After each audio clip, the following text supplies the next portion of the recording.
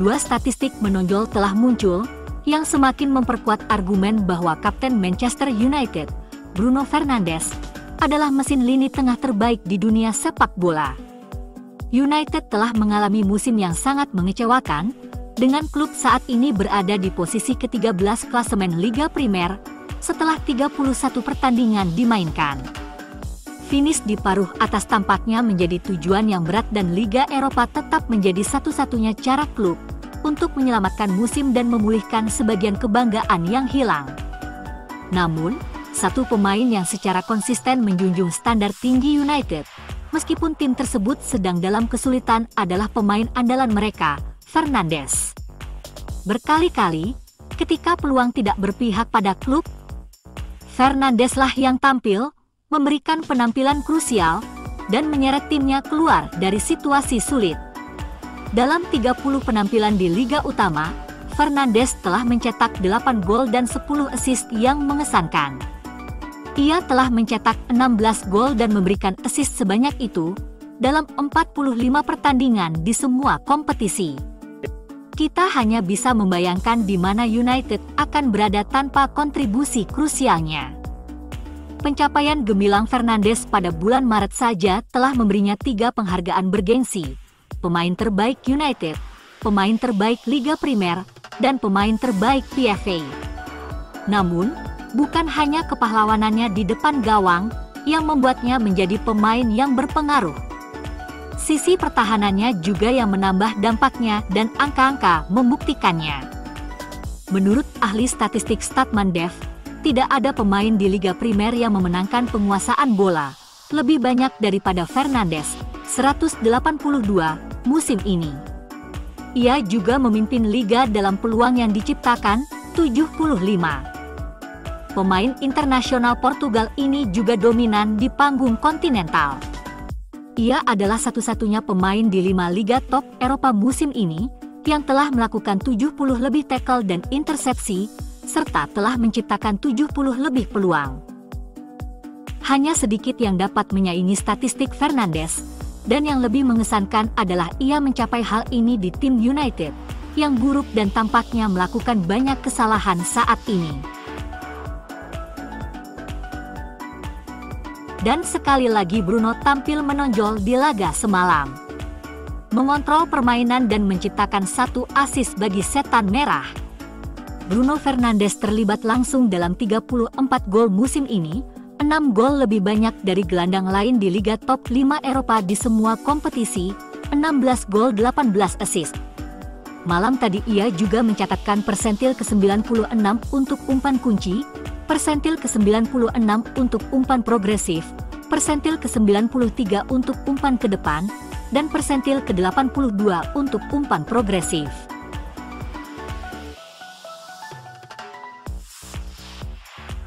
Kiper Manchester United Andre Onana digambarkan sebagai salah satu kiper terburuk dalam sejarah MU oleh mantan gelandang klub Nemanja Matic. Pemain yang sekarang bermain untuk Lyon menanggapi komentar Onana yang mengatakan timnya jauh lebih baik daripada lawan mereka dari Prancis. Namun, sepertinya tuduhan Matic tidak didasari statistik. Pemain internasional Kamerun itu mengawali karirnya dengan memenangkan trofi di Old Trafford. Onana mengklaim Piala FA di musim pertamanya, sebuah statistik yang segera ia sampaikan kepada Matic sebagai tanggapan.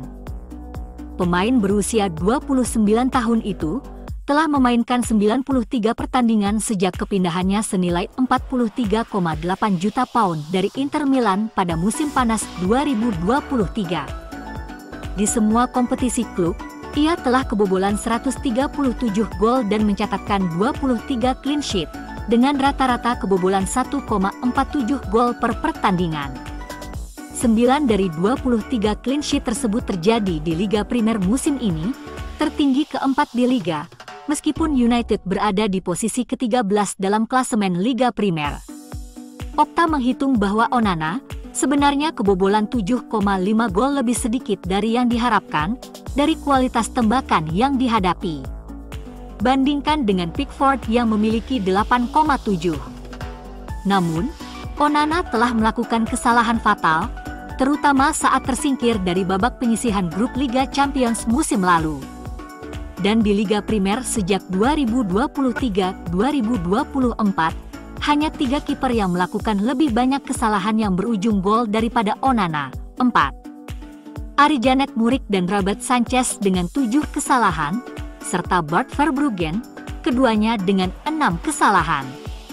Sejak musim 2003-2004, Onana menduduki puncak daftar untuk jumlah penyelamatan yang dilakukan per pertandingan.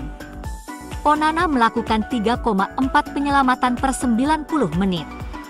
Sebagai perbandingan, De Gea melakukan 2,8 penyelamatan per 90 menit, dan Van der Sar 2,5 per 90 menit. Onana tidak memiliki peringkat yang baik untuk persentase penyelamatan. Andres Lindegaard adalah satu-satunya kiper dengan persentase penyelamatan yang lebih rendah. De Gea, Van der Sar, Tim Howard, Dean Henderson, Ben Foster, Roy Carroll, dan Thomas Kuszczak semuanya memiliki peringkat yang lebih tinggi. Di Liga Primer, Onana memiliki jumlah menit terendah per gol yang diterima dari semua penjaga gawang Manchester United, rata-rata setiap 63 menit. Lindegaard berada di urutan berikutnya dalam daftar, setiap 81 menit, De Gea setiap 84 menit, Peter Schmeichel setiap 106 menit, Van der Sar setiap 117 menit, dan di urutan teratas adalah Carroll, yang kebobolan setiap 152 menit. Hanya Raymond van der Gu yang berada di peringkat lebih rendah dari Onana, untuk persentase clean sheet di Liga Primer untuk United.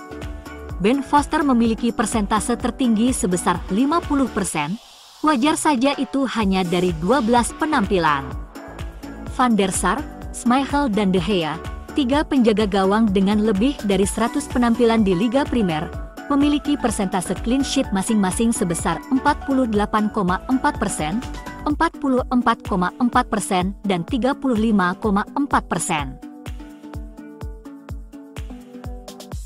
Banyak penggemar United khawatir bahwa kiper tersebut telah memberikan tekanan yang tidak perlu pada dirinya sendiri, dan ia gagal melakukannya sekali lagi di laga tadi malam. Onana menepis tendangan bebas yang lemah untuk memberi tim tuan rumah keunggulan.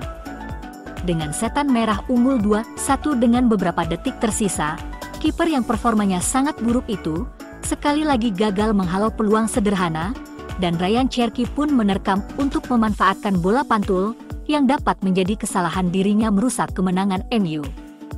Onana telah menghadapi banyak kritik atas teknik dan mentalitasnya, dan malam ini tidak akan banyak meredakan keraguan dari sebagian besar penggemar United.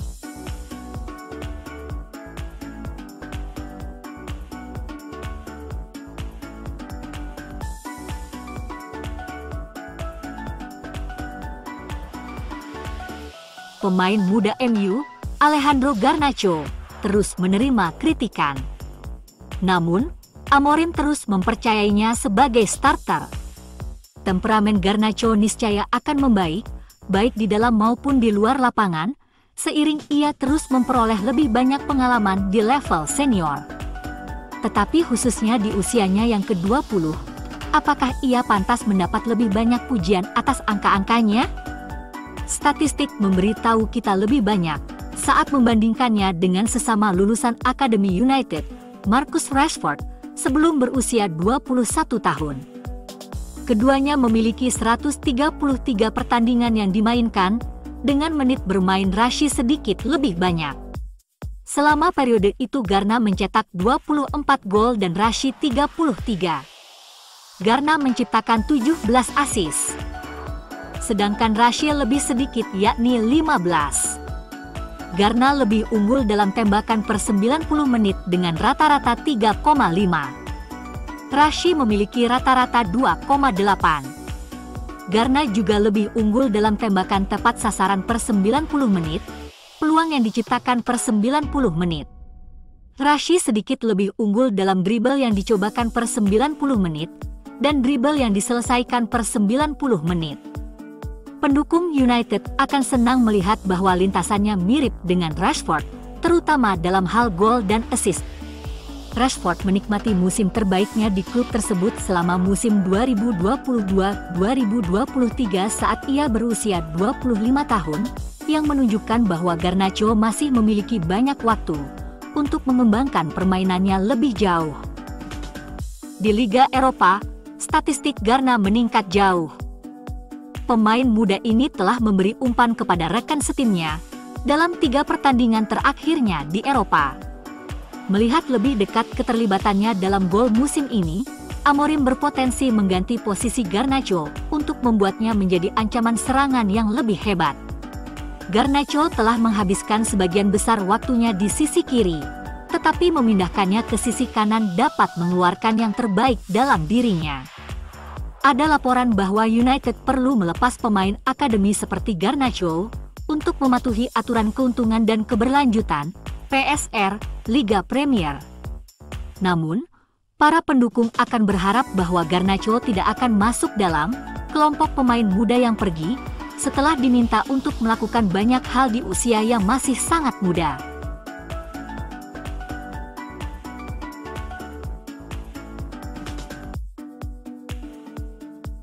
Ini benar-benar kesuksesan atau kegagalan bagi Ruben Amorim di musim pertamanya bersama Setan Merah.